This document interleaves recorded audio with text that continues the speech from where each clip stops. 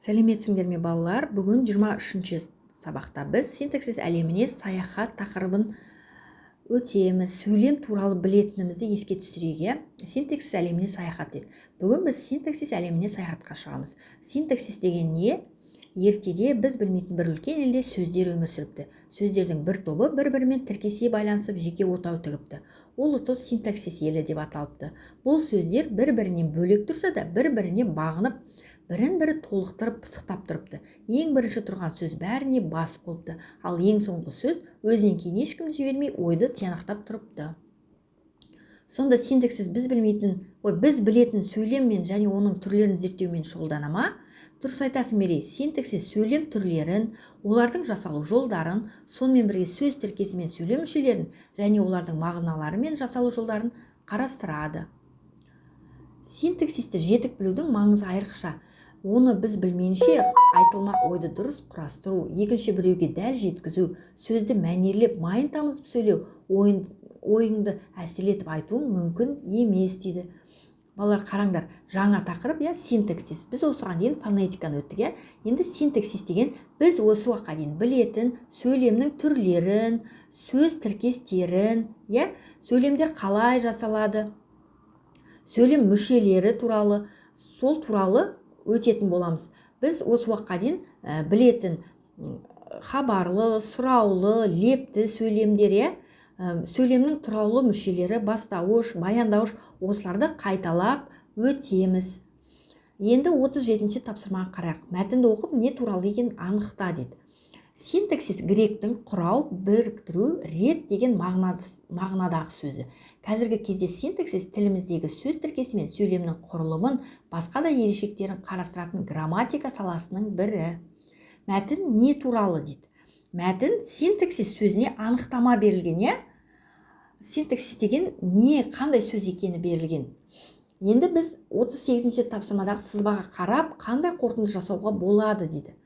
Қараңдар, синтаксис осы уақытқа дейін айтылған сөз тіркесі мен сөйлемді зерттейді. Синтаксисте сөйлем үшке бөлінеді.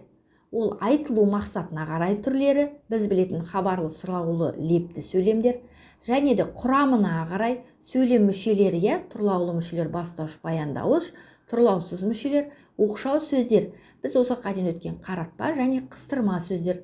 Және де сөйлем құрылымы бойынша да бөлінеді. Ол жай сөйлем және құрмалас сөйлем болады. Жай сөйлеміміз жалаң және жайылма болып бөлінеді. Енді бізге айтады, сызбадағы синтаксистің қай тақырыптары саған таныс, қай тақырыптары таныс емес дейді. Бұл жерде сызбадағы тақырыптардың ішінен сөйлемнің айтылу мақсатына қарай хабарлы, сұраулы, лепті сөйлем болып бөлінетінін білеміз. Бастауыш, баяндауышты біз білеміз. Қаратпа және қыстырма сөздерді өттік, жай және құрмалас сөздердегі сөйлемдерді білеміз, жалаң және жайылма сөйлемдерді білеміз. Енді осыны еске түсірейік. 39-ші тапсырмаға қарайық. Жай сөйлемдерді сөйлемнің айтылу мақсатына қарай бөлінетін түрлерімен сәйкестендір дейді. Яғни біз білеміз, сөйлемі хабарлы сөйлем болады, сұраулы сөйлем және лепті сөйлем. Енді мына берілген сөйлемдерді қайсысына жататынын қарайық. Ақ батамды бердім. Ол хабарлы лепті сөйлем, өйткені леп белгісі тұр. Және де бұл жерде тағы да бір лепті сөйлем, ол күннің суығына деген сөйлем. Бұл да лепті сөйлемге жатады. Енді хабарлы сөйлемді табайық. Сауысқан шықылықтайды, ірімшік сүттен жасалады және жұлдыз жымыңдайды. Бұл хабарлы сөйлем, хабарлап айтылып тұрған. Енді сұраулы сөйлем, ол сұрақ белгісі қойылған сөйлем, баланы уатама және осы біреу ғана екен, сұраулы сөйлем.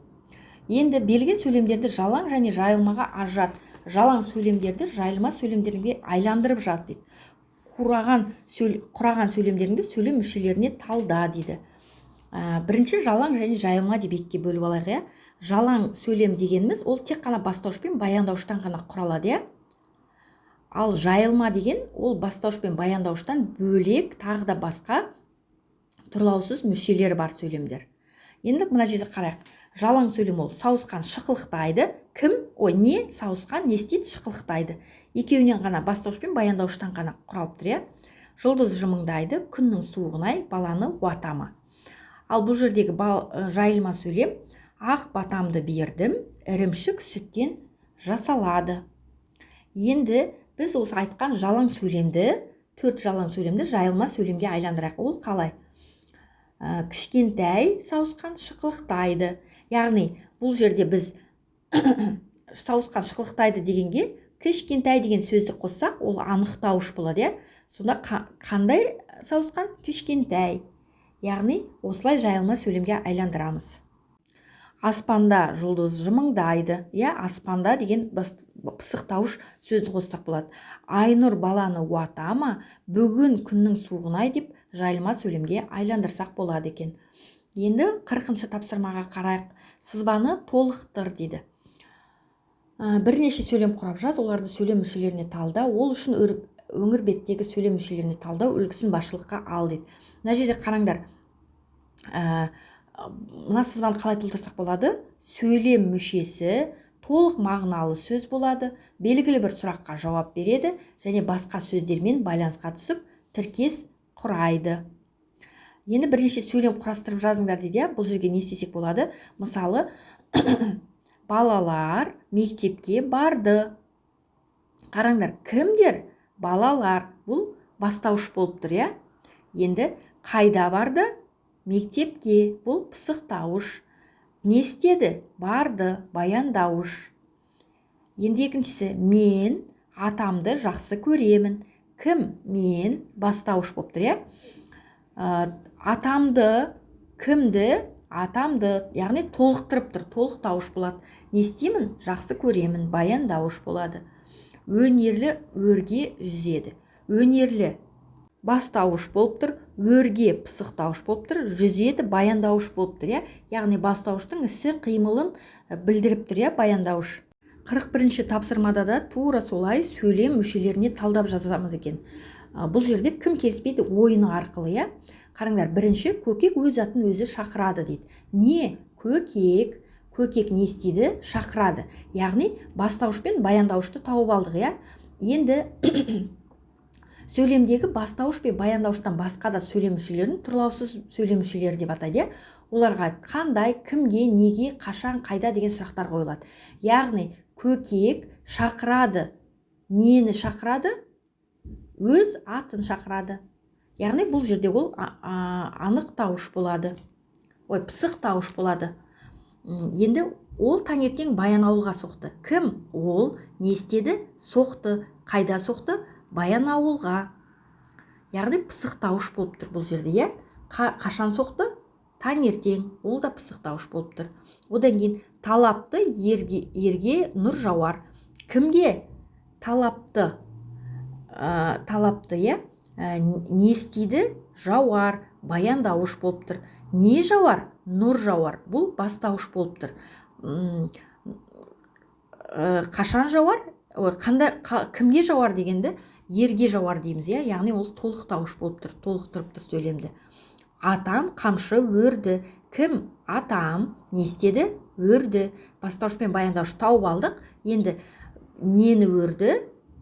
Не өрді? Қамшы. Бұл да бастауыш болады. Лезде су сарқылды. Не? Су. Не істеді? Сарқылды. Бастауыш пен баяндауыш. Қалай сарқылды? Лезде сарқылды. Яғни бұл пысықтауыш болады. Енді 42-ші тапсырмаға қарайық. Бұл жерде сөз құрамы бойынша алған біліміңді пайдаланып, жағдаяттан шығып көр дейді. Сөйлем мүшелерінің кезекте мәжілісі болды. Алғашқылардың бірі болып бастауыш сөз алды. Келесі кезекте баяндауыш сөйледі. Олардан тұрлаусыз мүшелер де қалыспады. Ары қарай өзіміз жалғастыруымыз керек екен, Сөйлем мүшелерінің бір-бірімен диалогын жазайық. Осы кезде парақ бетіндегі сөздер тыңдаудан жалығып, өз ұсыныстарын айта бастады. Бірінші болып сөзді қаратпа сөз бастады.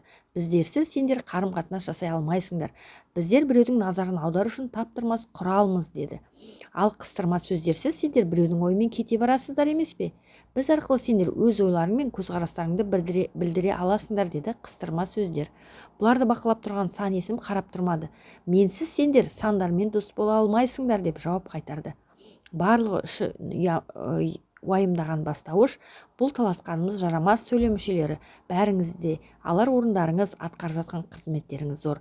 Біз бір-бірімізбен санаса берсек, сөйлемнен не қалады? Сондықтан да татулықта жұмыс жасайық деді. осылай жазып шықтық. Балалар, осымен сабағымыз аяқталды. Келесі сабақта кездескенше сау болыңдар.